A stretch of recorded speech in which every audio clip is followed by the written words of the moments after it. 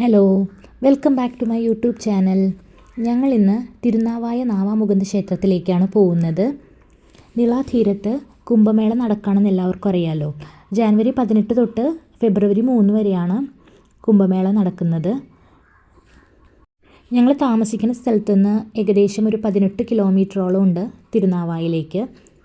ഞങ്ങളവിടെ എത്തിയപ്പോഴേക്കും ഒരു 11 മണിയൊക്കെ ആയിട്ടുണ്ടായിരുന്നു.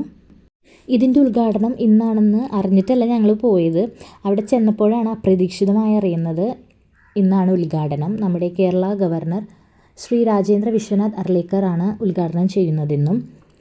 അങ്ങനെ ഈ നല്ല മുഹൂർത്തത്തിൽ ഭാഗമാവാൻ ഞങ്ങൾക്കും സാധിച്ചു. സാധാരണ ദിവസങ്ങളിൽ അമ്പലത്തിലെ നട നേരത്തെ അടയ്ക്കും. ഇന്ന് ഉദ്ഘാടനമായതുകൊണ്ട് തന്നെ ഇച്ചിരി വൈകിയാണ് നട അടച്ചത്. അതുകൊണ്ട് തന്നെ ഞങ്ങൾക്ക് അമ്പലത്തിൻ്റെ ഉള്ളിൽ കയറി തൊഴാൻ സാധിച്ചു. തൊഴുത് കഴിഞ്ഞ് പുറത്തിറങ്ങി ഞങ്ങൾ കുറച്ച് നേരം അവിടെ വെറുതെ ഇരുന്നു. ഏകദേശം ഒരു 11:30 ആയപ്പോഴേക്കും കേരള ഗവർണർ വന്ന് കുംഭമേളയ്ക്ക് ഉദ്ഘാടനം നിർവഹിച്ചു. അതായത് ധ്വജാരോഹണം നടത്തി.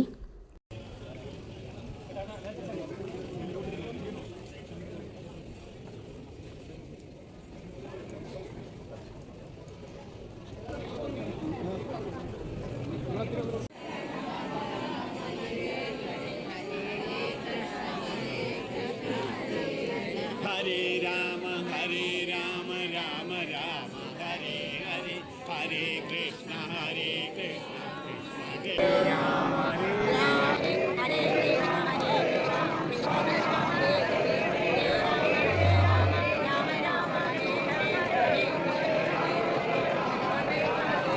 രണ്ട് വർഷമാവണം ഞങ്ങൾ മലപ്പുറം ജില്ലയിലേക്ക് വന്നിട്ട്.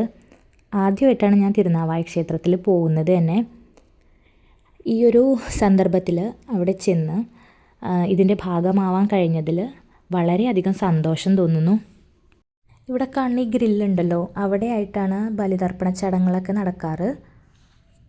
ഈ പുഴ കടക്കാനായിട്ട് ഒരു ടെമ്പററി പാലം തന്നെ അവിടെ പണിത് വെച്ചിട്ടുണ്ട്.